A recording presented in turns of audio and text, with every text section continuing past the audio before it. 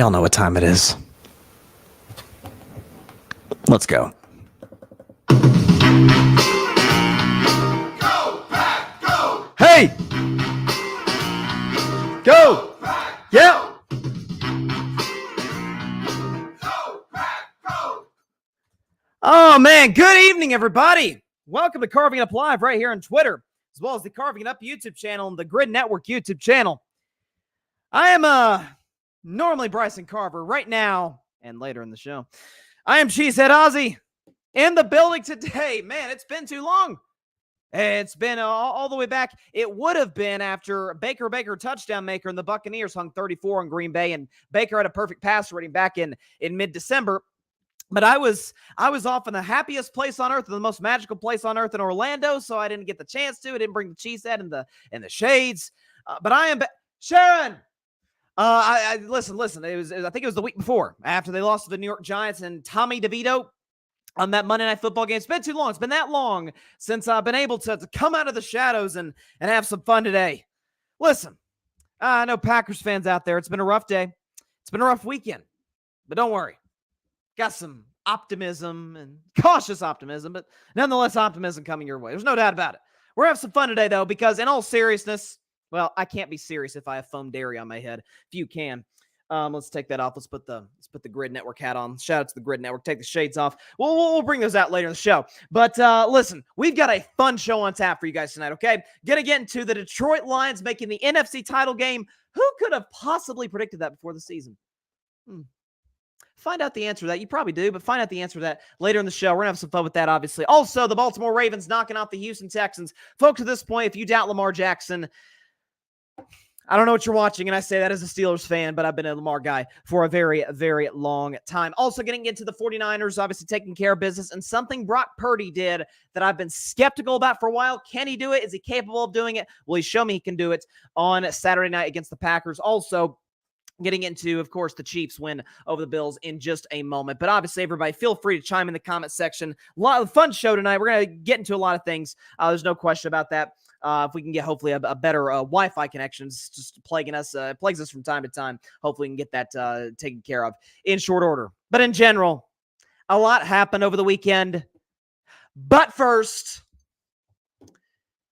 y'all remember in grade school, really any level, college, high school, junior high, middle school, but really great, like, lower elementary school, potentially, any level, there's always that one kid in class that just knows the answers to every question, and they almost get on your nerves after a while. It's like, dang, they know the answer to every single question. What is up with these people, right?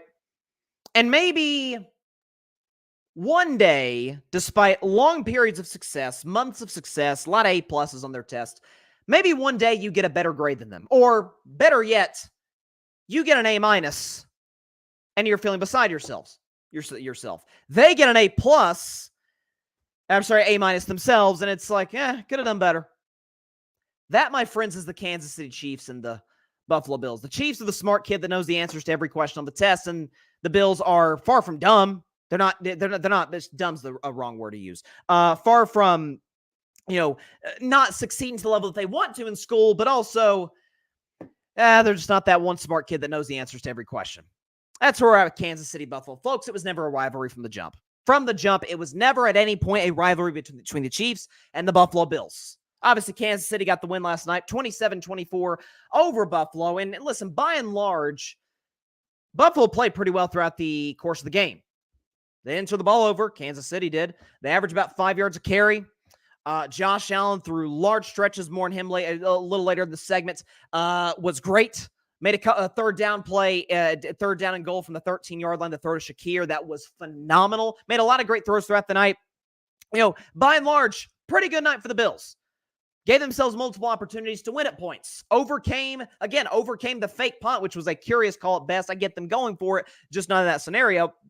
In order, and they got the stop on McCole Hardman right after that at the goal line. But doesn't it seem like the Chiefs, just like any dynasty, seem to flip a switch when the playoffs roll around? Just like you do and I do in life, we flip a proverbial switch when we're at work or at school, how we conduct ourselves. We conduct ourselves and, again, flip another switch when we're around our family. We flip another switch when we're around our friends. We flip another switch when we're around maybe people we don't know as well. We conduct ourselves in different ways. We're the same person, but there's just certain ways to go about things. That's the Kansas City Chiefs.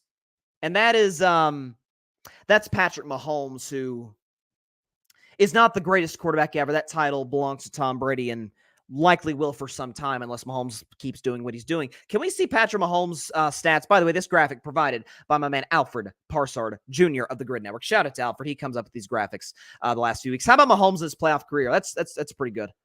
Yeah, 13-3, 38 touchdowns, 7 picks, completes about 66.8% of his passes, 285 yards per game, and a pass rating of 106. Folks, that's his playoff averages, or in general, in terms of record touchdowns, interceptions. Like that's what he's done over the course of his playoff career. He's literally an MVP quarterback. You look at those numbers. That looks like MVP numbers from some of Aaron Rodgers' years, heck, some of Mahomes' years. That's Tom Brady's MVPs, Peyton Manning's. That's usually what they look like right there. Mahomes turns into a different quarterback come the playoffs. And in terms of the Josh Allen, Patrick Mahomes, they're on the same level or similar levels, folks, that was always nonsense. Absolute nonsense, not based. In fact, that's not to say Josh Allen is not incredible, elite, phenomenal. Made a couple plays with his arm, his legs. I was like, wow, this guy's amazing. And he is. He ain't that dude in Kansas City, though. Because the fact of the matter is, all time, as we sit here today, this is subject to change, obviously. All time, 3 dudes are above Mahomes. Their last names happen to be Brady, Montana, and Manning. The first one, of course. You're like, Bryce, are you sure? How about this, folks? Peyton Manning has 2 Super Bowls, 5 MVPs. Ties Mahomes in Super Bowls, has 3 more MVPs. Mahomes has a ways to go. If Patrick Mahomes wins on Sunday against the Ravens, or whenever his next playoff win comes, he'll tie Peyton Manning for playoff wins, and Peyton played 18 seasons. Mahomes is in year 7. 6 as a starter. That's unbelievable. Josh Allen is amazing, a phenomenal talent, really, from an arm perspective, an all-time talent. He's not Mahomes, and Mahomes has outplayed him in every single playoff game. Let's look at the first one. We have it. Is this 2020? Yes, 2020 AFC title game. Mahomes had 3 touchdowns. Allen had 2. Mahomes had no turnovers. Allen had 1. Now, Allen had more passing yards, 375 to 330, but Mahomes had a better completion percentage, passer rating, QBR, and of course, he got the W. But you know what? It's Josh Allen's first AFC title game. It's the first time the Bills have gotten there, I believe, since the 90s. The Chiefs were the defending champions. Like, the Chiefs were supposed to win that game. They were expected by most, including myself, to win that game. Just didn't come as a surprise to really anybody. The Bills will be back, right? Well, they were. 2021, they matched up with the Chiefs, and that was when Mahomes put together that all-time, and Allen, by the way, put together all-time performances. Both had 4 touchdowns. Both had no turnovers. Allen beat him in passer rating, and Mahomes also won in yards, completion percentage, QBR, and he got the W in the end.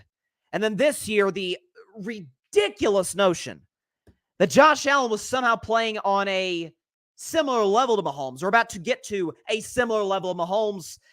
Yeah, that got debunked again, despite the fact that he was at home with the running game, best running game he's ever had, despite the fact that the Chiefs fumbled at the 1-yard line. We'll get into some of that stuff later. Allen had more touchdowns and yards. Both had no turnovers, but Mahomes had a better completion percentage, passer rating, QBR, and got the W. Mahomes has outplayed Allen every single time that they have faced off. Comparing Mahomes and Allen to Brady Manning is a disrespect to Brady Manning. I'm talking mid-rivalry. This is before Peyton got his second ring. This is before Tom reeled off those Super Bowls at the end. Tom had the rings. Peyton had the trophies. Well, Mahomes has both. Allen has neither. How on God's green earth are they on the same level? That's what has bothered me about this narrative for the longest time. Even CBS. This is not to take a shot at CBS. Great network. Nats, Romo, Wolfson. They do a phenomenal job. But they run this promo showing this Peyton Manning, Colts and Broncos highlights and Brady Patriots highlights, and then shaking hands at midfield after a hard-fought playoff game, whether it went one way or the other. And they're showing Mahomes and Allen great playoff performances and them shaking hands in midfield, except every single time Patrick probably had a smile on his face about 5 seconds after the smile, and Allen was disappointed because his team wasn't able to come out with the W. It can't be a rivalry. I've said that this is not just this rivalry, I say in air quotes. I've said this about Warriors-Grizzlies. Said it about Warriors-Rockets. Remember Warriors-Rockets back in the mid-2010s? They faced each other in the playoffs in 2015-16. Rockets had their moments, but Golden State was the way better basketball team, won 8 of the first 10 playoff games that those two faced. Houston will be back. They retooled. They got Mike D'Antoni. They got PJ Tucker and implemented Clint Capella into their starting big, and they traded for Chris Paul. And in 2018, listen, they put a scare in Golden State. They did. They made things a little tough on the Warriors. And then Golden State, deep breath, reel themselves back in. They blow them out in Game 6. The Rockets gagged from the three-point line in Game 7, and the Warriors capitalize, and they win the series. And then the next year, things don't quite go Golden State's way. How do I know that? Because Kevin Durant went down in Game 5 with Steph and Clay having a poor shooting series. And it didn't matter because they have the championship medal, championship pedigree, things we consider kind of cliche, but they matter in these moments. When a team keeps getting you over and over and over, doesn't it kind of become a head thing at that point? Doesn't it become something that kind of sticks in your craw in the late game situations? You tell me, do you see Josh Allen's body language and Sean McDermott's and Stephon Diggs and all the star players for the Bills? Didn't they look kind of tight? And when it comes to cold weather, they're used to cold weather. They blew up my Steelers in cold weather last week. You saw Mahomes, Kelsey, not Jason. He was having a good time. Travis Kelsey, the whole Chiefs, Andy Reid, calm, relaxed, composed, because they've been here before. And they've been here before numerous times against this team. It's what they do. They're the dynasty of the NFL. Listen, will they win in Baltimore next week? I don't know. Baltimore, to me, feels like the better team. More on the Ravens later. Baltimore has been the best team really from start to finish. If you look at the totality of the season, they had the best defense of the league, the MVP of the league, John Harbaugh. Who knows? Here's what I do know. If the Chiefs lose on Sunday to Baltimore, it'll be the worst season, tied for the worst season in the Mahomes era. It would tie also for being the Bills' best season with Josh Allen. Mahomes Allen is not Brady Manning. It's more like Brady Roethlisberger or Brady Phillip Rivers. I think Josh Allen's better than both, but that's kind of where we're at in terms of the comparison meter, or wherever you want to put that. It's a disrespect to the word rivalry, to Brady Manning, and to Patrick Mahomes to think that this quarterback, great, while great, is somehow on the same level as the guy who has more MVPs, more championships. And by the way, it's not just that he has more. It's that he has them and Allen has none. Mahomes has 6 conference championship appearances, 3 Super Bowl appearances. Allen has 1 conference title game appearance, 0 Super Bowl appearances. Folks are going to think Buffalo Bills fans have thought for the last have been sending me very mean stuff on social media. It's kept me up at night. I can't. I'm struggling to sleep right now. It hurts my feelings because I really like Bills Mafia. But they're like, oh, you Josh Allen hater. I think he's one of the 5 best quarterbacks on the face of the earth. I just don't think, like others oddly do, that he's among one of the greatest quarterbacks to ever walk the planet, which Mahomes very obviously is. And by the way, we talk about those little moments. Doesn't Mahomes seem to always capitalize in the situations that Josh Allen doesn't? Can we, as great as Josh played, after a fumble late fourth quarter that thank God his offensive lineman recovered, can we see 2nd and 9 and 3rd and 9 to end the drive for the Bills before the missed kick by Tyler Bass? Can we pull that up here? Here we go. So there's Josh Allen on 2nd down and 9. He's going to short on the ball to Shakir. Okay, well, he shorts on the ball to Shakir. That's fine because he got hit in the backfield. I'm going to give Josh a pass there. It's hard to... Stephon Diggs right across the middle. He's coming right across the middle. Just show it again. Right there. He hits Diggs there with the momentum Diggs is taking. He's going to get the first. Let's look at 3rd and 9 now. So Josh is going to drop back. Here comes the pressure up the middle. and then he's going to try and roll out, make something happen. Nothing's there. He throws it out of bounds. Okay, there's nothing there. Or was there? Here's a look by CBS. We could show right here. There's the tight end, and there's the receiver right there, wide open across the middle. Now, there's no guarantee they'll get the first down. We'll show it to you again. No guarantee they'll get the first down, but just give yourself a shot. If nothing else, the field goal shorter for Tyler Bass. Whether he makes or misses, my guess is he probably misses because he missed 2 against my Steelers last week, and honest to God himself, I had a feeling he was going to miss that attempt to tie the game up. But it's those little plays. That's not to say Josh Allen's the reason the Bills lost, just like he wasn't the reason the Bills lost in 2021. Less so now or then than now, but wouldn't he be able to kind of quiet the narratives surrounding him? The, by the way, true narratives and the facts, really, if we want to put it that way, that, oh, he can't win the big game or, oh, he can't make the play when it's necessary. Had 2 opportunities right there. You keep the drive going, you eat more clock, and maybe Mahomes wins the game. Maybe he doesn't, but he certainly has less time. So those little things. By the way, he had a fumble right before that probably should have been recovered by the Chiefs. While Josh Allen is spectacular. One of the greatest dual threat quarterbacks I've ever seen in terms of size, his physicality, arm strength is off the charts. He's not that guy. Saying Russell Westbrook is great. In his prime, Russell Westbrook was great. Didn't mean Steph Curry. That's insane. By the way, at least Westbrook had an MVP. I didn't think he should have gotten it, but he had an MVP. Comparing Mahomes to Allen is like comparing Brady to Big Ben. It's the gap between the 2 examples there is the Grand Canyon. Allen is awesome. Mahomes is otherworldly. That's the difference. Let's look at some comments here. Patrick Brown, and he is 1,000% right here. This was Buffalo's golden opportunity to beat Kansas City. You won't get a better opportunity. Listen, I don't know if the Bills are going to win Super Bowl. Josh Allen, I think they're more than capable of doing it. Listen, they won 6 of their last 7 games. They shouldn't even been the playoffs. They were 6-6, but they were able to make some adaptions, some coaching coaching changes, bringing in, what's his name? Oh my gosh, this is before the 6-6. Joe Brady made some adjustments. To their credit. Had people fooled thinking they were a Super Bowl contender. But there's still some holes. And even still, notice when Josh Allen runs into the guys that are on or at or above his level, he never wins. He's 0-4 now in the playoffs against Mahomes and Burrow, both of which are obviously better than him. Mahomes, it's not even a discussion. Burrow, he's knocked off Mahomes in a playoff game and has a Super Bowl appearance on his resume. Like, these little things matter. Patrick, something's been off with Josh and Diggs since earlier this season. 8 targets, 3 catches for 21 yards. This was Diggs' time to rise and shine. Well, Diggs did not play well. And by the way, in Josh's defense, listen, that drop by Diggs in the 4th quarter, brutal. It was a perfectly thrown ball by Josh Allen. Perfect. Welcome to Dak Prescott's world in 2022 and Patrick Mahomes' world in 2023. And we ripped both. Well, I didn't rip both. I was consistent. I don't, crazy me, I don't blame quarterbacks for drops. But Mahomes dealt with that all season long. Got to find a way to overcome it. And by the way, bad as Diggs was, he's going to get the first down on 2nd and 9 if Allen sees him. We can check. Can we show it to you one more? Let's show it one more time.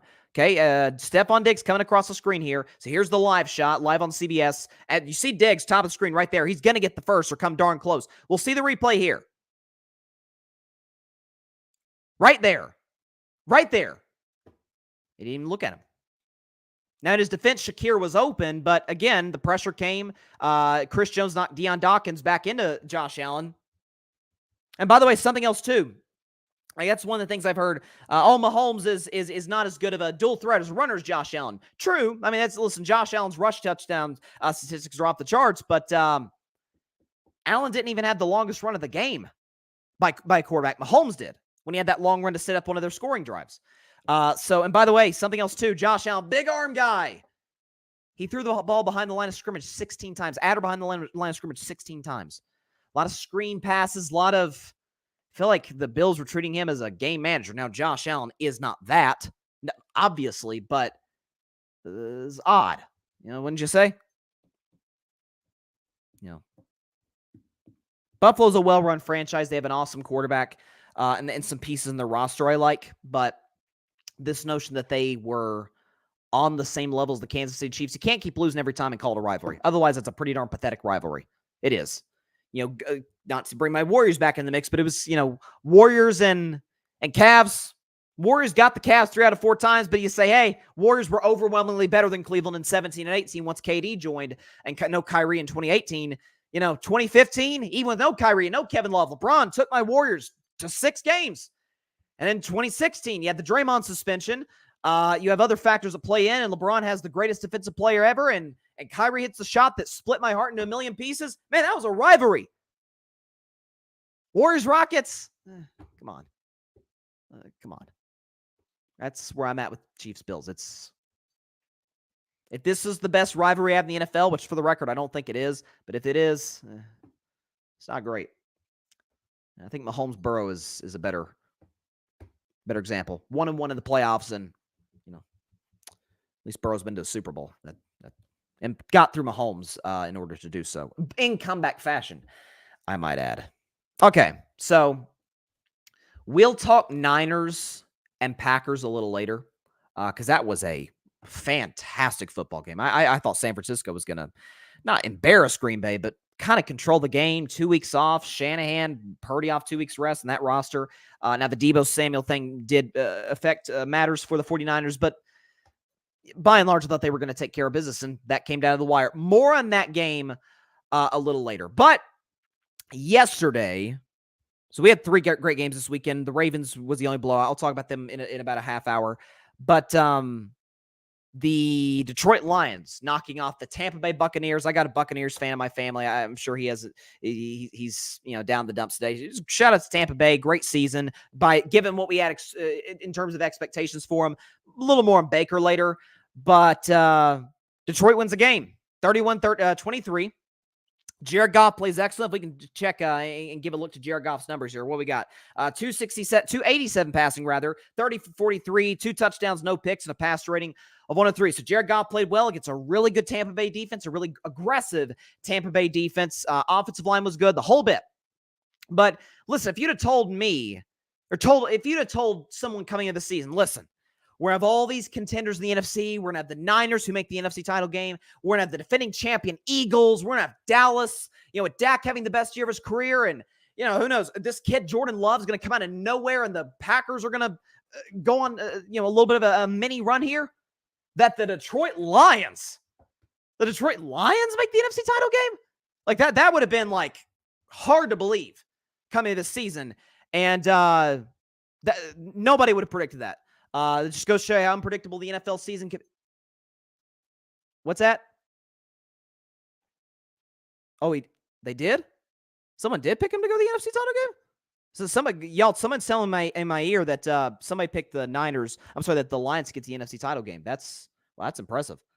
We have the footage. We have the footage of them saying it? Oh, right now? Okay, let's see what we got. Hold up. And there's one team in particular, it's going to surprise you, but I think are a good draft away from not just being playoff contenders, but I'm talking legit Super Bowl, lift the Lombardi Trophy Super Bowl contenders. The Detroit Lions. Hold up. Heard me say at the beginning, I feel like if Detroit puts together a good draft, kind of like the Seahawks and the Jets did last year, and like the Seahawks are doing this year, man, they could be contenders in that NFC. As crazy as the NFC is, as all over the place as it is, I'm dead serious when I say, who's to say the Detroit Lions cannot be in the NFC Championship game? I'm dead serious. Hold up. Detroit's going to the NFC Championship game. That will be your matchup, Ryan Flowers. Detroit. Wow. I have been saying for months, and I will stick with it. The Detroit Lions will play in the NFC title game. Been saying that since the draft. I'm going to stick to it and be held to it. Well, what do you know? What do you know about it?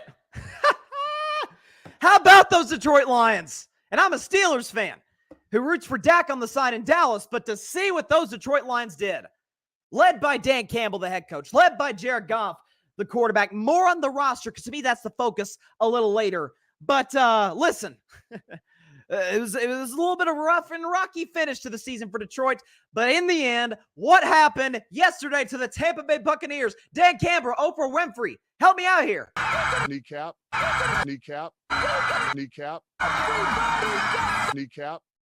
Oh, the kneecaps were bitten for the last time this season in Detroit. Now, we'll see if they're bitten beyond that in San Francisco or, dare I say, in Super Bowl 58 in Vegas.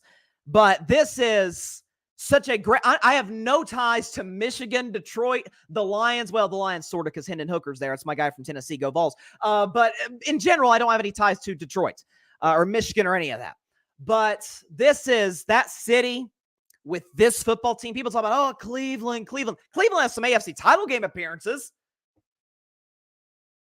Troy has one NFC title game appearance in the history of the Super Bowl era. One. Back in 1991 with Barry Sanders manning the ship. And they're back. Again, who could have seen it coming?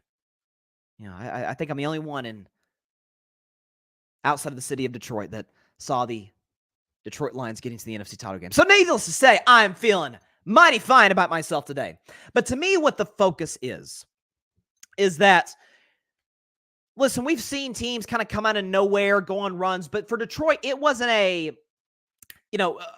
heat of the moment. Or not heat of the moment. That's the wrong way to put it. It wasn't a situation where they just came out of nowhere, like Brock Purdy style. Brock Purdy comes to the NFL. We're like, dang, this kid's pretty good. More on Brock Purdy later.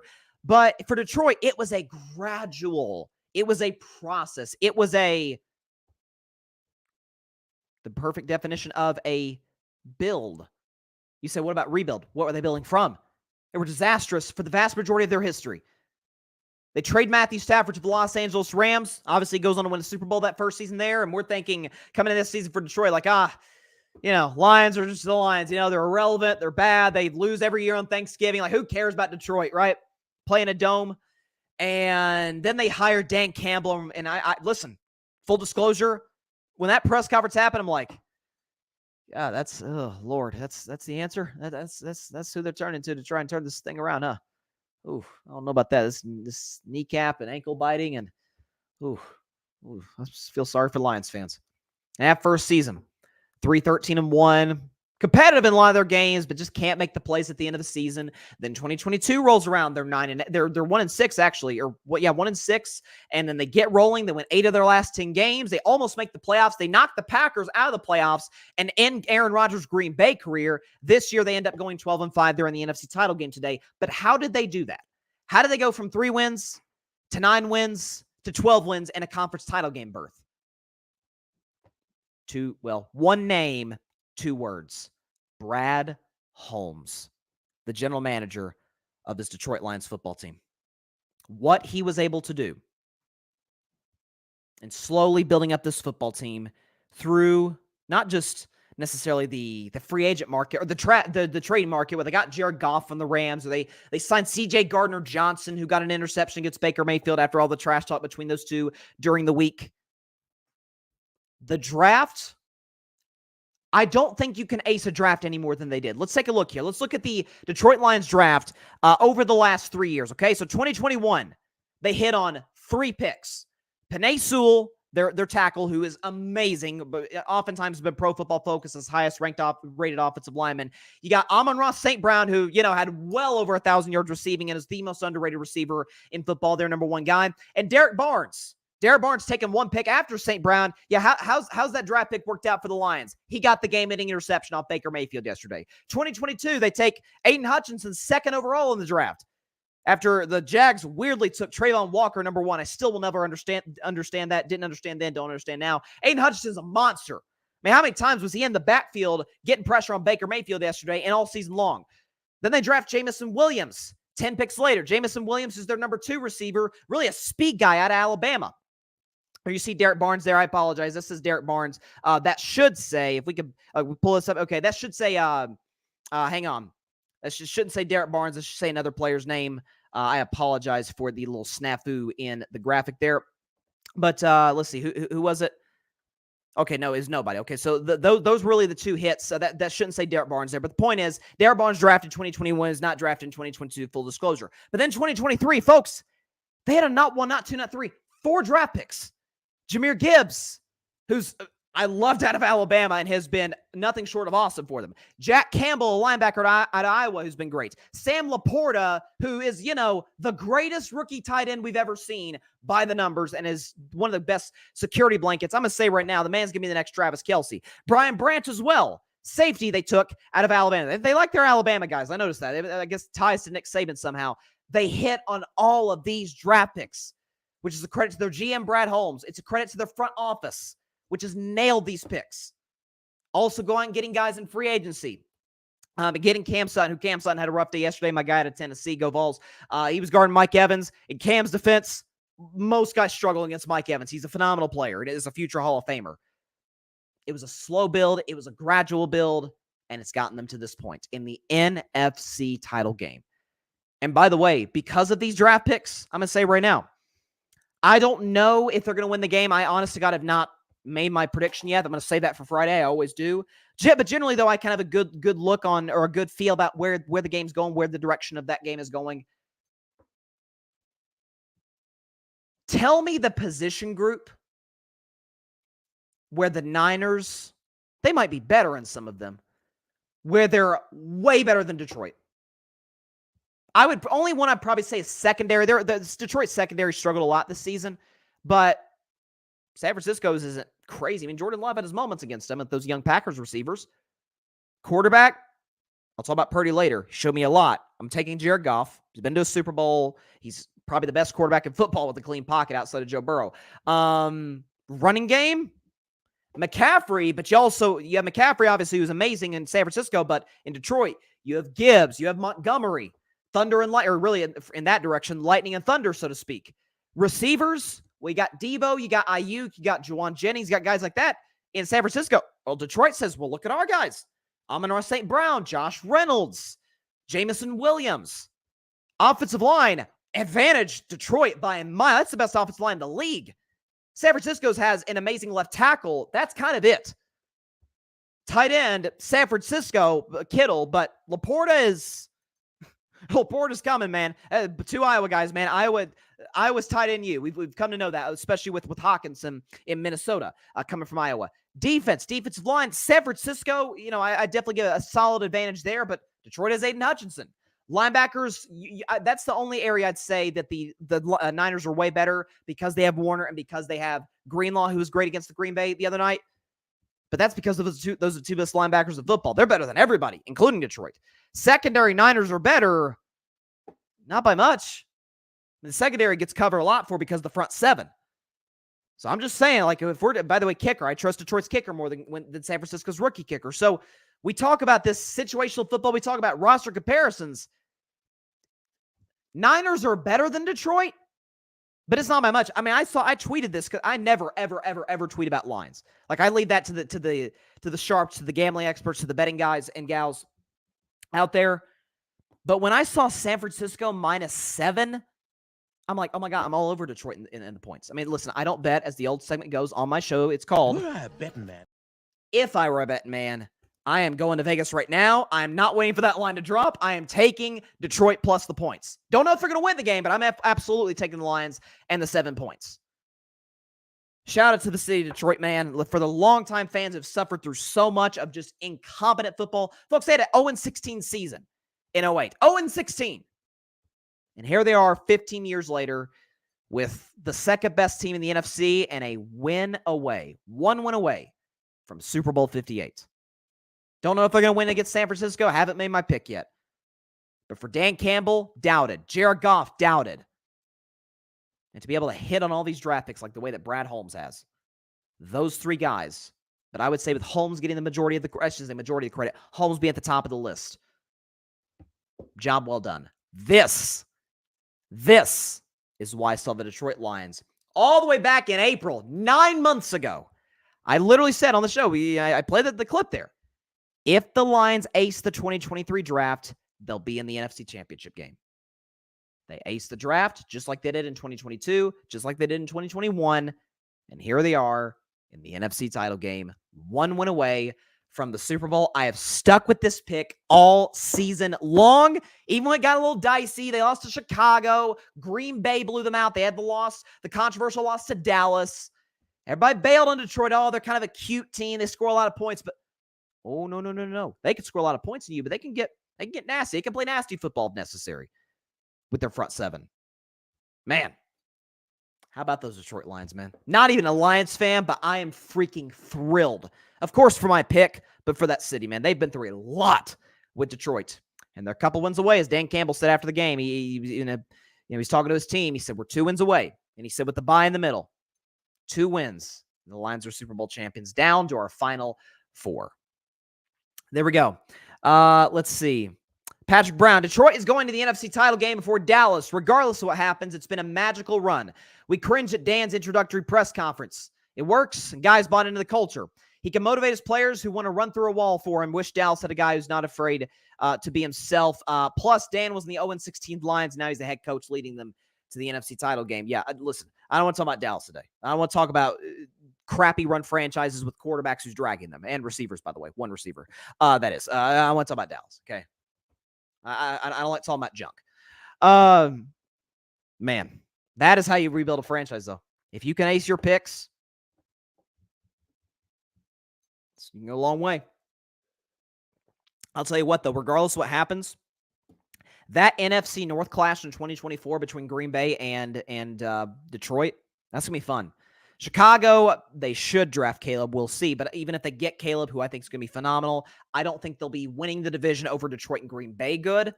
Minnesota, they have a ton of question marks, especially at quarterback, so we'll see. But that Detroit-Green Bay back and forth is going to be a really, that might be the most fun divisional race to watch in 2024. Obviously, you have Dallas, Philly, but right now, as currently constructed, they're both fraudulent. Green Bay's trending upwards, and Detroit has been trending upwards, and a couple more wins, and they got themselves a Lombardi. That is good stuff. Shout out to Brad Holmes, Dan Campbell, Jared Goff. That is, I'm like, I don't know if I've ever been this excited for a team that's not my own to go on a long run. This is really, really cool stuff. You saw Detroit reacted.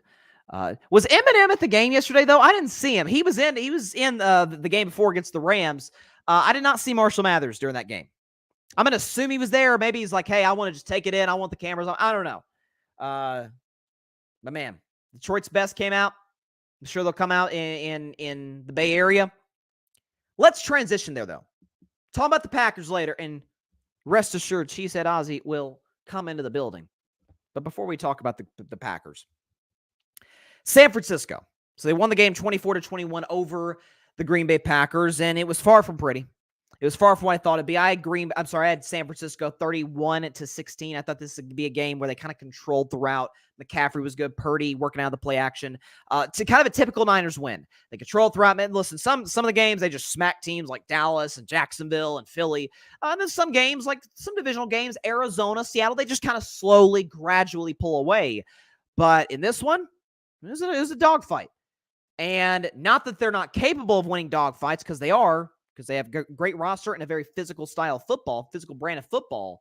But my question about Brock Purdy.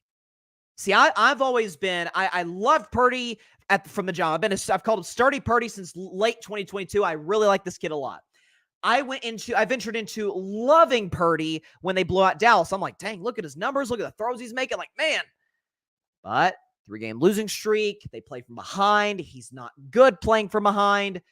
Then they have the loss to Baltimore, who smokes them, and Purdy looks completely overwhelmed, which hindsight's 2020 in his defense. They kind of overwhelmed Stroud at times. We know Stroud had a great season this year, so a little pass for Purdy. But that 3-game losing streak, close games, just couldn't play from behind.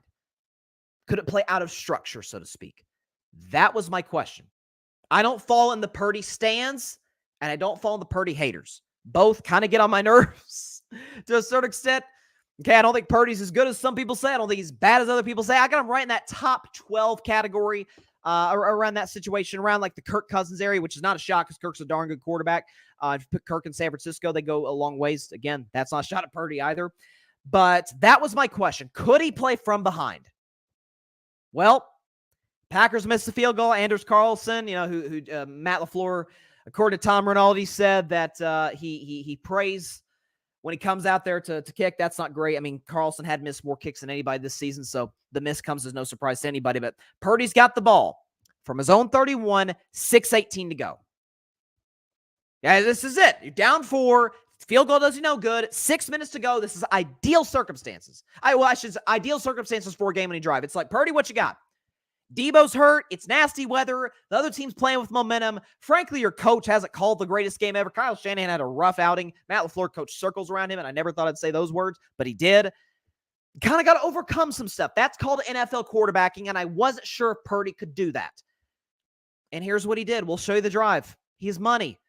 So here's the first one. It's play action. He's going to hit Jawan Jennings here, my man out of Tennessee. Go Vols. Jawan's going to get a few yards after the catch. There he goes, the first play. Here's the second play. Little dump off to McCaffrey. Okay, let's get some going. Little check down. Let's get what we can here. Take what the defense gives us. The 3rd and 5, though, is the best throw he made. We're going to show it twice. It's so nice. We got to show it twice to Ayuk. Look at that. Just threading the needle right there to Ayuk over the middle. One more time. Bam. Perfect throw by Purdy. Next play is another gorgeous throw to Conley, number 84, the receiver Conley. Perfect. Perfectly thrown ball. Then the next one, he uses his leg, or not, I'm sorry, that's the one after that. Then he hits Kittle. There's Kittle open. He hits him under pressure. By the way, pressure coming up the middle. He hits Kittle. Then the next one, Purdy does what Jimmy could never do. Jimmy Garoppolo, move in and out of the pocket. See nothing's there. Let's use my legs. I'm going to use my legs, see what I can get. And then, of course, at the end, Mr. Christian McCaffrey does what he's done a lot, and that's score touchdowns, and he finishes it off right there with what ended up being the game-winning score. We could show you Purdy's numbers. Again, this graphic provided by my man Alfred Parsard Jr. We could show you the graphic. Purdy's last drive. 6 for 7, completed about 85% of his passes, 47 pass yards, 11 rush yards, 3 first downs, and again, 12-play, 69-yard game-winning drive. The questions I had about Purdy, not just can he win playing from behind. He went the extra mile. He played from behind without everybody there. We saw Deebo Samuel missed a lot of time in that 3-game losing streak. Didn't look like the same offense. Now, it didn't look like the same offense for 3.5 quarters, but really what Purdy did was like the reverse Josh Allen. Josh was amazing through 3.5 quarters and was not good at all in the last 6, 7.5, or 8, really. Purdy was, I'm going to be nice today because I'm complimenting the man, mid, to use a Gen Z term, mid through, the 3.5 quarters of action. But when they absolutely needed him to come up big, he did. Those throws to Ayuk and to Conley, especially the Ayuk throw, just third. I mean, that's 3rd and 5. 3rd and 5, about 3-4 minutes to go. You got to fit that into a tight window. Otherwise, it's 4th and 5. There's a lot of pressure if you don't get it. Playoffs. It's raining. It's wet. The other teams play with momentum. No Deebo Samuel. And he didn't blink. And he did blink in the 3 games before that. Against Cleveland, Minnesota, and Cincinnati. Saturday night, he said, I got this. I got this. Well, let me take y'all to the finish line here. And let Christian, let our best offensive player finish it off. Shout out to Brock Purdy. I have really liked this kid from day one. Y'all remember when they beat Tampa Bay, he came in. Garoppolo got hurt. He came in, played pretty well against Miami, and then they played his very first start was against the greatest quarterback ever, Tom Brady and the Buccaneers, and the Niners win 35-7. Purdy plays amazing, and this is for the Purdy lovers. Like, here you go. Like this is what or the Purdy stands would be a better way to put it. This is kind of what I've said is, I think the kid's really good. I think he's a top 12 guy. I mean, we see his numbers. His pass ratings off the charts and pass yards and touchdowns and all that. They're great. Passer rating, completion percentage. But can he come through when it matters most when circumstances aren't ideal? Well, that's exactly what he did. That's exactly what he did. Now, he wasn't great through 3.5 quarters, which is why I don't elevate him into that elite level. But is he in the really, really good level? No doubt about it. No question. That and for the Purdy haters, like, oh, they're just doing with him what they did with Jimmy G. Like, ask him to not lose the game. Jimmy's been bad in these situations. You remember that drive against, remember that they blew a 10-point lead to the Rams? They blew a 10-point lead to the Chiefs. Jimmy Garoppolo did get the ball in those situations and couldn't capitalize. And for the record, you look at the advanced analytics. We don't have time to get into that today, but if you look at Purdy completion percentage on throws outside the numbers compared to Jimmy, ain't even close. Purdy on 20 or more yards down the field. Jimmy G barely attempted throws of 20 or more yards down the field. Shanahan trusts him more. Now, my criticism of Kyle, then I'll get into the Packers. My criticism of Kyle, again, you heard me say, I thought he called a pretty poor game. And this has been something that's kind of been his bugaboo, especially in playoff games. We remember when he was the OC back in Atlanta when they lost to the Patriots in the infamous 28-3 comeback by New England. He was the offensive play caller. What did he do? He deviated from the run. 2020 against Kansas City, deviated from the run. Now, to a certain extent, I kind of get why he did it against the Chiefs. They didn't get a ton going in the run game through the stage of that game, so I sort of get what he was doing. But he has a tendency to not adjust terribly well. Like, here's the thing about Kyle Shanahan. He is an A+++ play designer and play caller, especially to start a game. He's kind of a C-level adjuster, an adapter. He's not like Mike McCarthy bad, but he kind of just, this is what we're doing. This is what we've done the whole game, and I'm really not going to change it. Well, that's fine when you have the best roster in the league and you're blowing somebody out. But if another team's playing you blow for blow, toe-to-toe, it's not going to be quite as smooth sailing. And that's what happened through the vast majority of the game. But credit to Shanahan, he dialed up the plays when he had to. Purdy did. But again, I don't love, again, I call Purdy really good, not great. Top 12. I don't love 39 attempts. And by the way, Jordan Love attempted 34 and threw the 2 picks, so props to... Now, Purdy tried to throw that pick 6 to Savage. Savage got Dak last week. He almost got Purdy in this game, but shout out to Brock Purdy. That was my concern. Can he play from behind when things aren't ideal? And by the way, I'm seeing people move the goalposts. Well, what about being down double digits? No. Let's be consistent on this. Let's be consistent. He was down 4, wet weather, other teams playing with momentum. Defense has been good. He's been shaky. He overcame that mentally. Deebo Samuel gone. And all the throws he had to. We'll show the stats one more time on the game-winning drive. 6 for 7, 45 pass yards, 11 rush yards, and 3 first downs to lead a 12-play, 69-yard game-winning drive. That's what you asked him to do, and he did it. Shout out to Brock Purdy, man. He came through. Sturdy Purdy. See, I never called him elite Purdy. I never called him great Purdy, or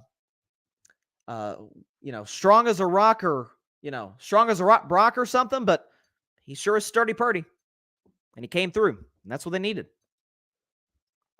Let's see. No comments. Okay, no comments here. But yeah, that's shout out to the Niners, man. A lot better quarterback now than they have with Jimmy. And that's not a shot at Jimmy, but Jimmy's a backup. He's backup. He backed up Aiden O'Connell in Vegas. It's not great. He's a good-looking guy. He's got a lot of money. Jimmy's not exactly hurting today. But yeah, that's what the Niners tend to do. Now, let me check something real quick.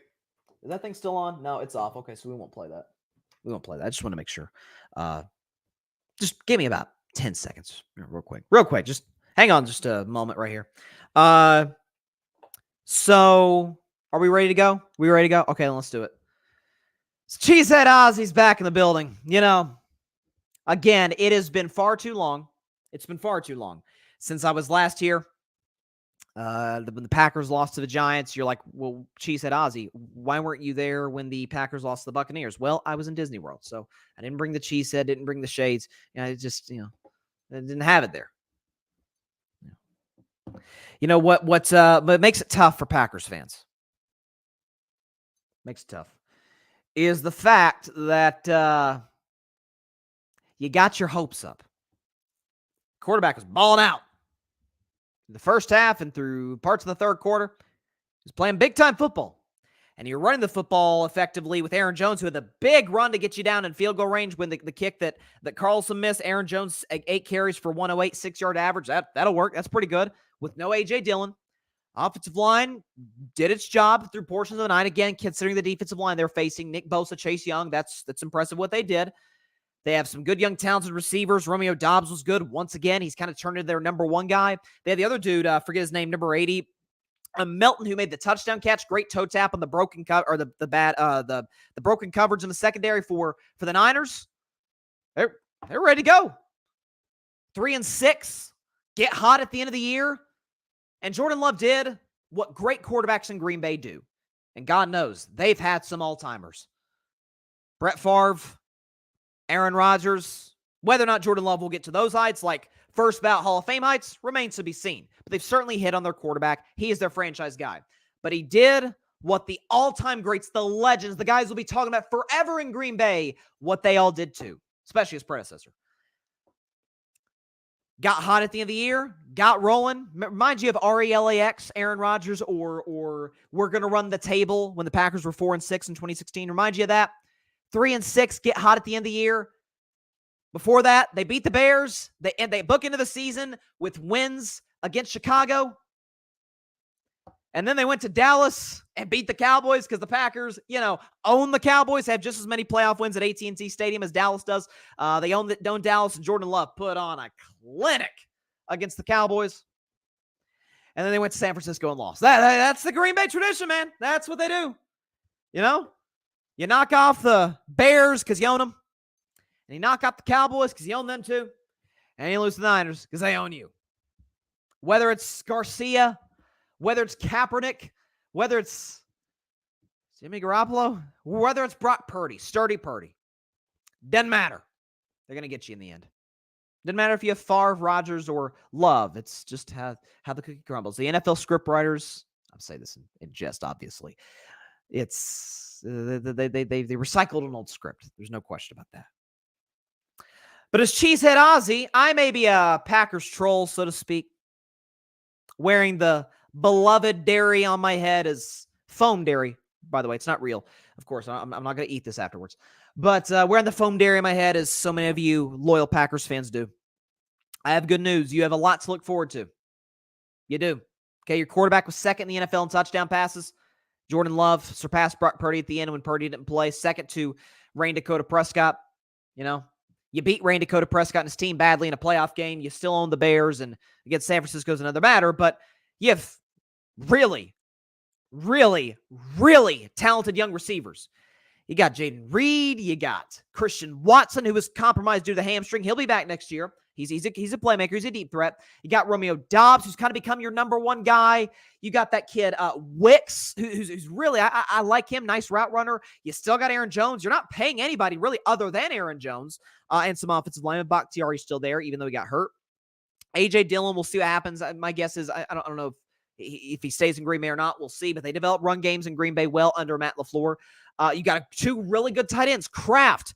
Tucker Kraft, the tight end. You got the other kid, Luke Musgrave, who when he was healthy was really, really productive. Now, defensively, you're not very good, but my guess is the Packers will move on from Joe Barry and bring another guy in. See if they can patch up the defense.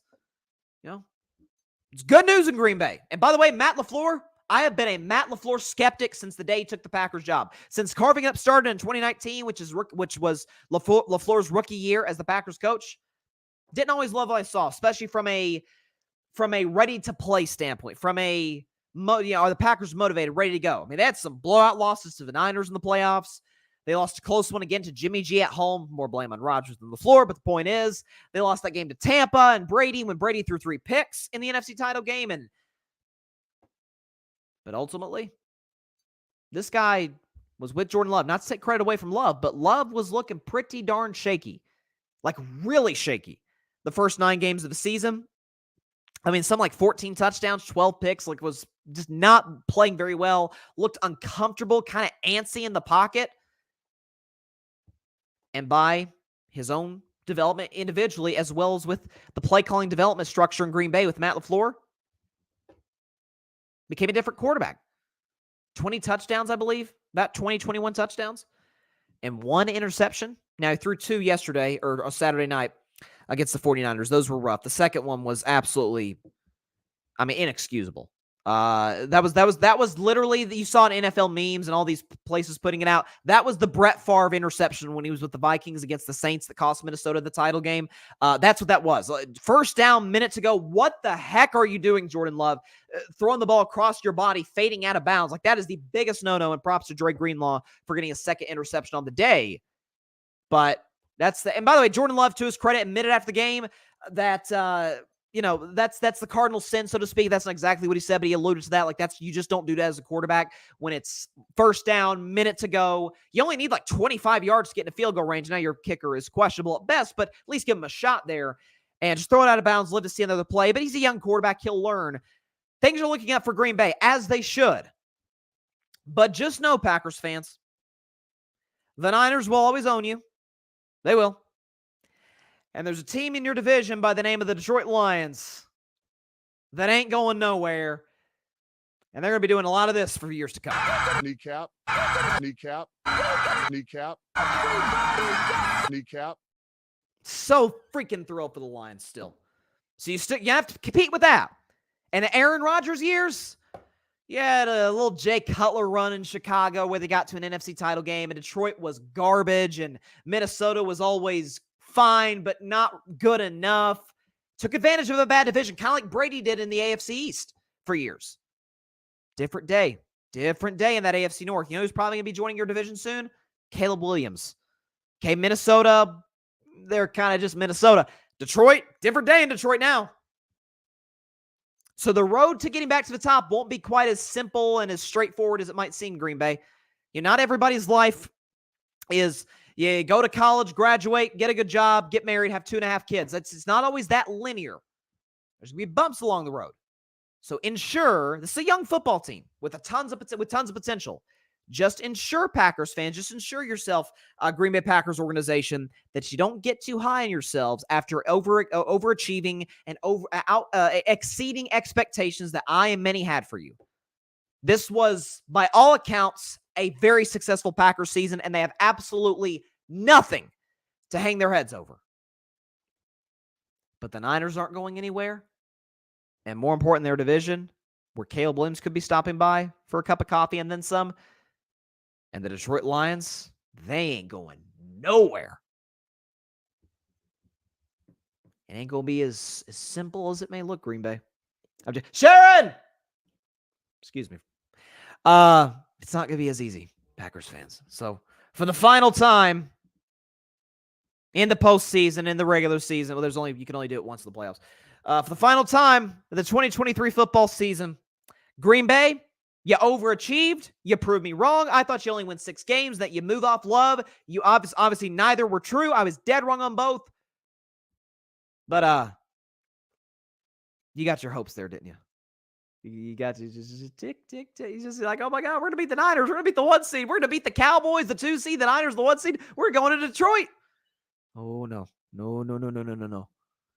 It's a different ball game, the playoffs. You can't make those ill-fated mistakes that Jordan Love made, that the defense was not able to come through. Can't do that. You know, Packers fan, people think Cheesehead Ozzie doesn't like Packers fans. He does. You know, he has sympathy. He's with a Packers fan on Saturday night. And she was very sad. And it was hard to watch at times. I'm not rooting for my family to be sad, or I love my family. I want them to always be happy. But you did get your hopes up there a little bit, didn't you? Just a little bit. Just a little bit. So, for the last time, Cheesehead Ozzie signing off. All right, that was fun. That was fun stuff. Listen, it's always, for the record, people are like, what's Cheesehead Ozzie? Well, obviously, you know Ozzy Osbourne, the singer, obviously. My man Grady Edwards, I don't know if Grady's in the comments or watching right now. Shout out to him. But Grady, years ago, when I came up with this, or really last season's when I brought the shades on, he said, for some reason, you're giving me like Ozzy Osbourne vibes, and you got the Cheesehead. He said, hey, what about Cheesehead Ozzie? I'm like, oh, that's perfect. And he said, listen, Cheesehead Ozzie made many appearances over the course of the season, given that the Packers lost 8 games. But that was fun. That was fun. And listen, Patrick's in the comments. He's right. My sister Chloe, he says, Chloe has hope moving forward. Kudos to her for being a good sport. She was a good sport. And listen, she was in all dead serious, in all seriousness. Obviously, we watched the game together, and that was, she's been a Packers fan for like, sorry, Chloe, if I'm getting this wrong, but what, like 5-6 years? About 5-6 years, something like that. 5, 6, 7 years. Obviously, Aaron was still there. She became a fan right at the end of the McCarthy era.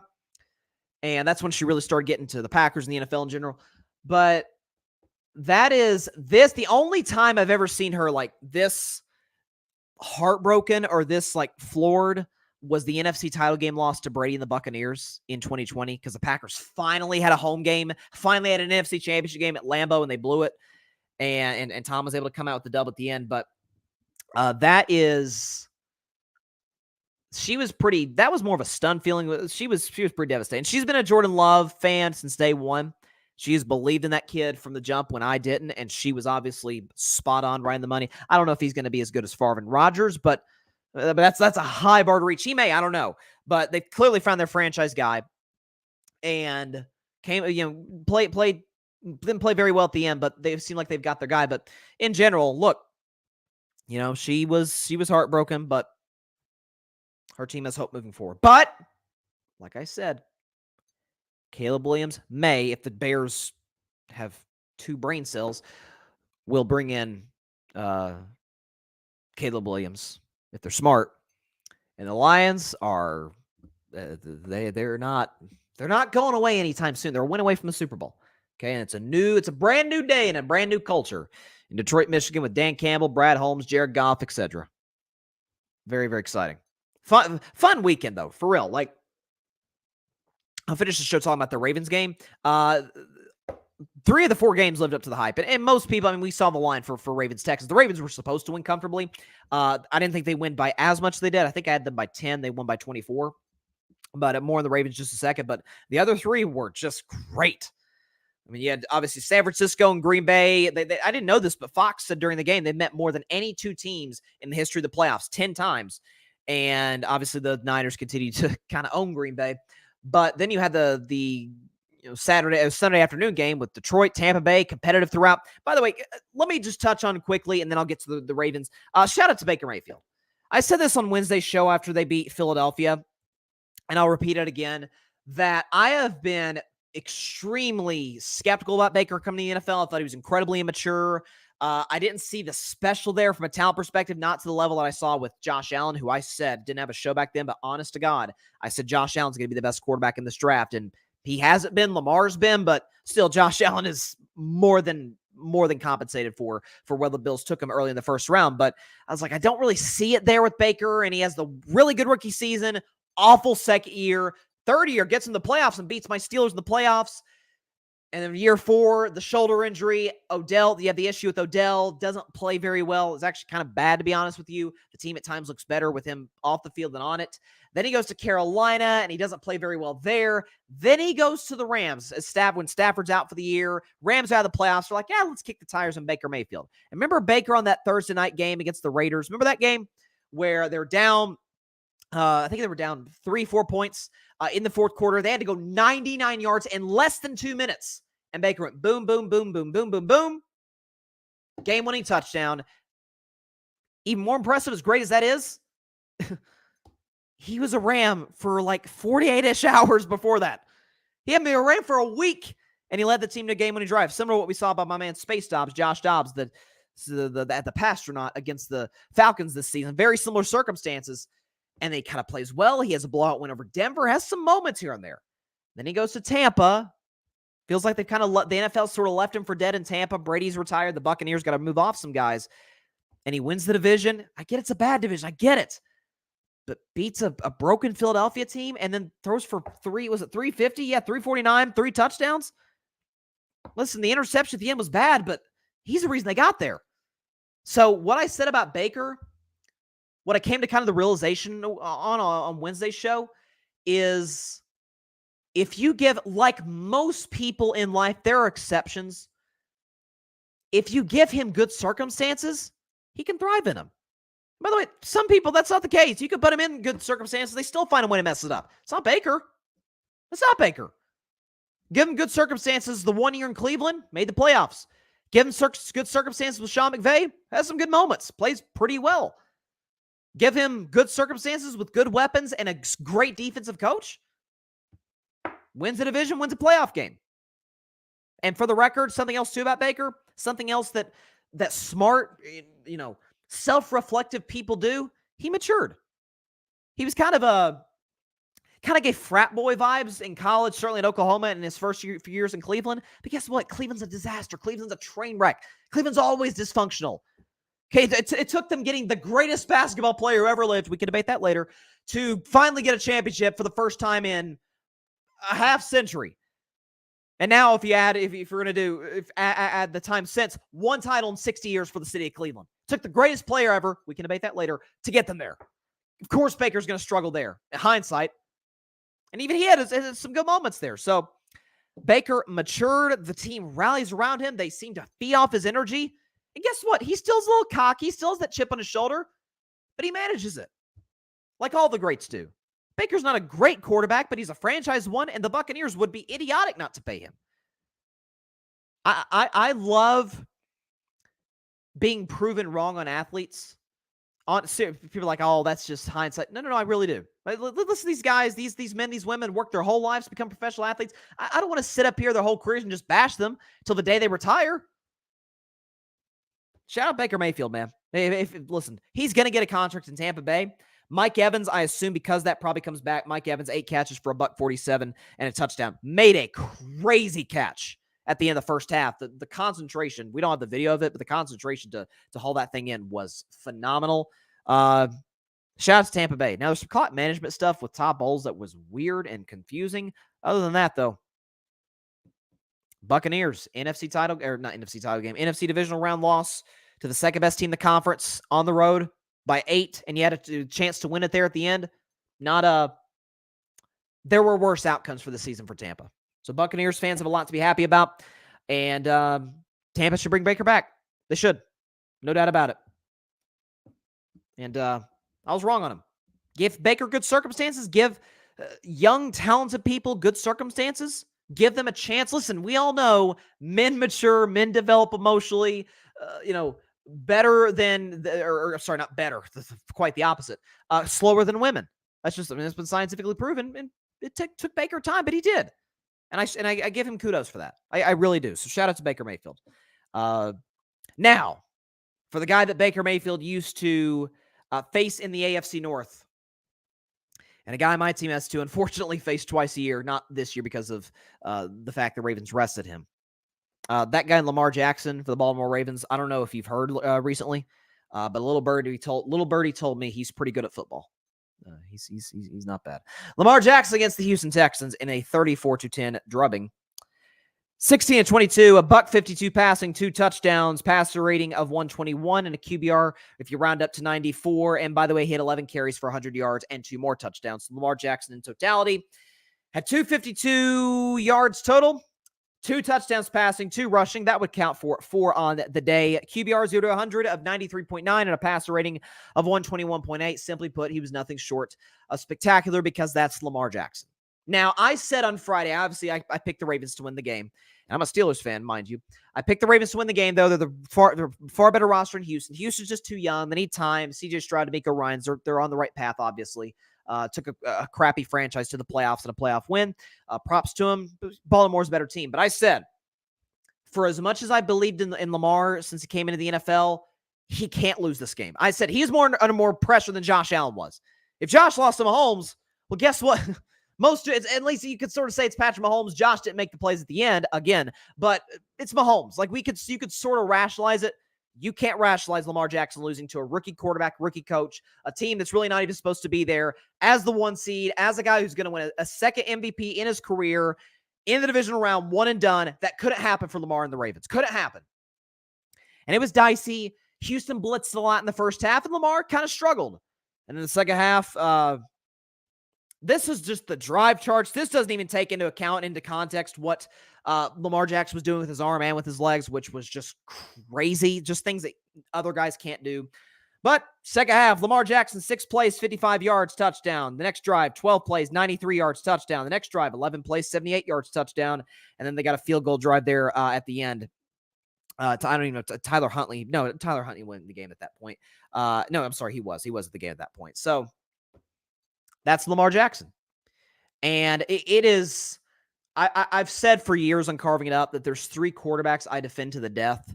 One I'm close to moving off of, but I'm still going to stay on the train. 3 I defend to the death, and I don't really know why I have to. One is Derek Carr, and I sort of understanding why I have to lately. I may have to replace Derek Carr with Brock Purdy.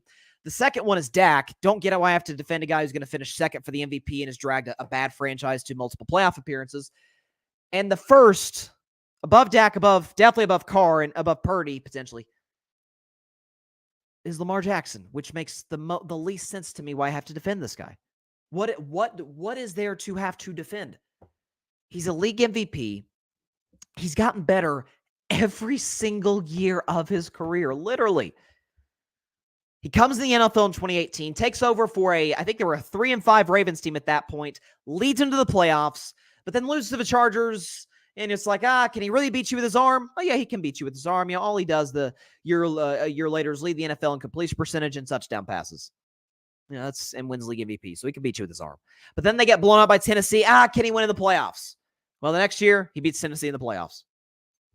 But can he play from behind, though? Well, he beats Patrick Mahomes in a come-from-behind win, and that's pretty hard to do. It's usually Mahomes who's doing the comebacks, not the guy against him. Okay?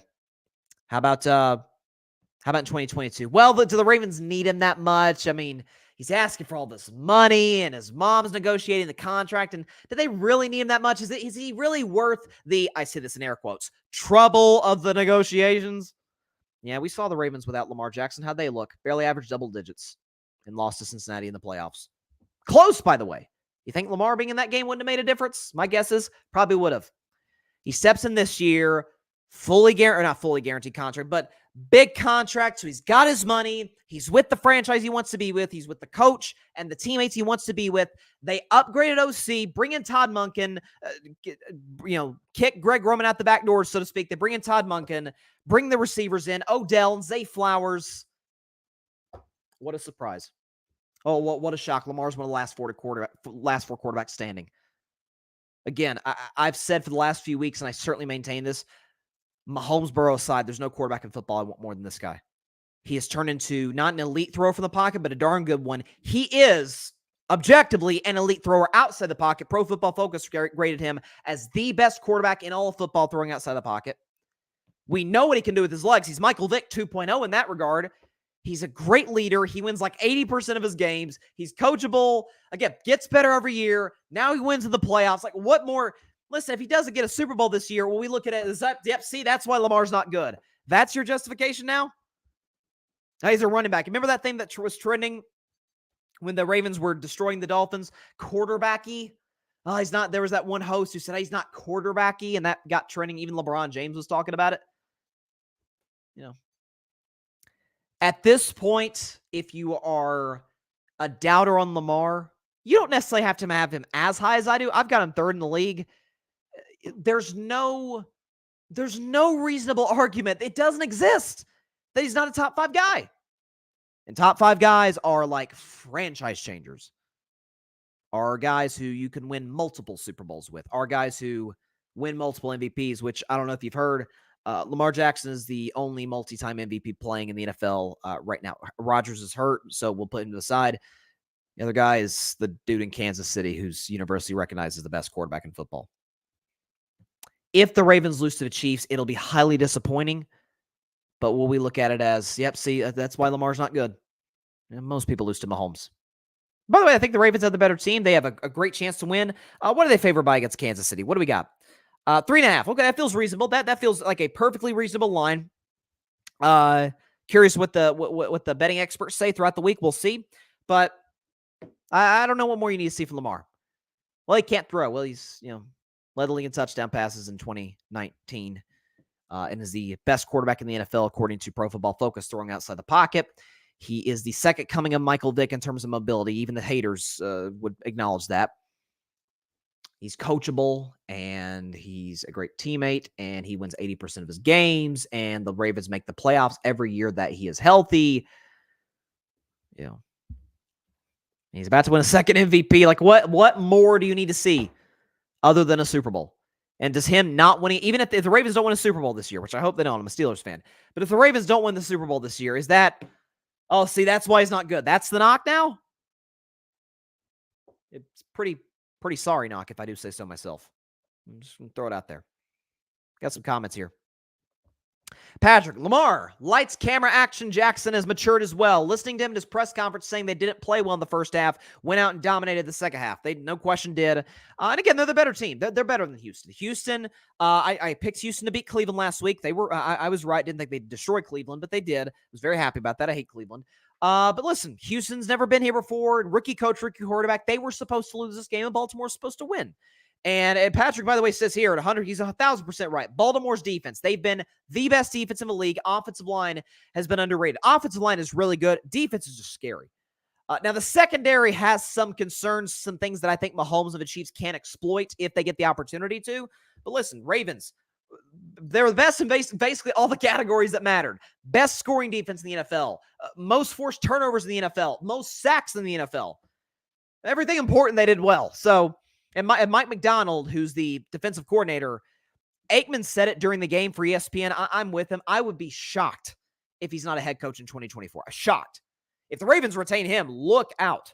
Because that guy's been, not to take credit away from the personnel, guys like Patrick Queen, Roquan Smith, who's a monster, Clowney, those guys. But, man, McDonald's going to get a lot more interviews as time goes on. And we've only had 2 head coaches, I believe, hired thus far in the hiring cycle. There's still 6 jobs available. Be surprised if McDonald doesn't get one of those jobs. Obviously, Gerard Mayo to New England, and Antonio Pierce is retained by the Raiders. So, unless you're like, how are you a Steelers fan? Listen, I don't root for the Ravens. I wouldn't have been mad if they lost, but I have always been a Lamar Jackson guy. Like, I tend to gravitate. I don't know what this is. I tend to gravitate toward people. This is why, like, I'm a big Dak guy. That, and he's really good. This is why I gravitate towards people, or I don't know what it is. I gravitate towards people that are very underappreciated, underrated, overhated, not just in sports, but outside of it. I've always just gravitated because I'm like, man, why did they get the hate? Like, you look into it, like, why do they get all the criticism? Like some athletes is justified. Tua is a very good quarterback who is not elite. And the criticisms of Tua, size, arm strength, ability to play in less than 70-degree temperature, those are fair. They're fair. They're more than fair criticism. I think Tua is properly rated. I mean, if you think Tua is like bottom, if you think Tua is like in the top 20, you're underrating him. If you think Tua is in the top 7 or 8, you're overrating it a little bit. I think, by and large, I think he's properly rated around the 12th, 13th, 14th best quarterbacks. And Lamar's always seemed to be not just underrated, but overhated. That's been him his whole career. So shout out to him. Wish my Steelers would have taken a stab at him last year when he was, franchise tag by the Ravens. That'd have been nice. But hey, Kenny Pickett. I really hope the Steelers bring in a good OC. They just interviewed a guy from the Rams today, the passing game coordinator. So we'll see. Go Steelers. All right, that is all the time we have for today's show. Appreciate everybody stopping by. As always, be sure to catch Carving Up Live on Wednesday at 6 p.m. Eastern, 3 p.m. Pacific time right here on Twitter, as well as the Carving It Up YouTube channel and the Grid Network YouTube channel. Of course, be sure to like, share, comment, and take 2 seconds out of your day. Hit that big red subscribe button. It helps the channel grow exponentially. We're trying to get to 1,000 subscribers by Super Bowl 58. So if you have not subscribed, take a couple of seconds. Right down there, that big red subscribe button, that one right there. If you're on YouTube, hit it. You're part of the Carving It Up family. If you have subscribed, thank you so much. Cannot tell you what your support and appreciation means to me, and as well as to everybody involved with Carving It Up. Be sure to tell your friends about it, your family about it, everybody you know about Carving It Up Live to subscribe to the show, to support the show. We greatly, greatly appreciate it and hope we can deliver you the best content we possibly can. As well as, just as important, be sure to go subscribe to the Grid Network. That is GRYD, the Grid Podcast Network, right here on YouTube, as well as any and everywhere you get your favorite podcast, be it Apple Podcasts, Spotify, iHeartRadio, Google Podcasts, any and everywhere you get your favorite podcasts. You can find us on the Grid Network, as well as the Grid Network's websites, where we got some fantastic articles by my man Patrick Brown, as well as on the audio side, some of the best content creators in the business. I know my man Devin, speaking of one of our content guys, I know my man Devin is on Cloud 9 right now. He's going to be all over me. I don't know if Devin's going to be on 8 o'clock spot tomorrow night. By the way, 8 o'clock spot tomorrow, 8 p.m. Eastern, 5 p.m. Pacific time. The best sports game show out there on the Grid Network's YouTube channel and Twitter account tomorrow, 8 p.m. Eastern, 5 p.m. Pacific time. I am the host / moderator / judge of the show. So I will try to, to keep everybody reeled in, but it'll definitely be fun. We'll have some great contestants. So tune in tomorrow, 8 o'clock spot, 8 p.m. Eastern, 5 p.m. Pacific time on the Grid's YouTube and Twitter channel. There you go. All right. I will see you on Wednesday. 4-0 my picks, baby. 8-2 for the playoffs. I'm feeling really good about myself. Detroit Lions came through for me. What I said back in April, they are in the NFC title game. Let's go. Shout out to Detroit. Shout out to all the teams that won. I really hope Baltimore loses on Sunday. We'll see. But be sure, y'all, to stay safe out there. Please be sure to take care of your physical as well as your mental health. And please, please, please be sure to contact your local state representatives and senators to demand change for gun violence in America. This is a problem however you lean, we have got to address as soon as possible. Save as many lives as we can. Very, very important. All right. Great playoff weekend. 1 dud and 3 great games. And my guess is we're going to get 2 great games on Sunday. Niners are not blowing out the Lions. Come on. It's not going to happen. See y'all on Wednesday. Stay safe out there. God bless you all. Peace out. And Dan Campbell, take us out of here, buddy. Kneecap. Kneecap. Kneecap. Kneecap. Thanks so much for watching the show on YouTube, and be sure to go click that big red subscribe button and check out the other clips and full shows from Carving It Up Live, as well as our other incredible content creators here on the Grid Network.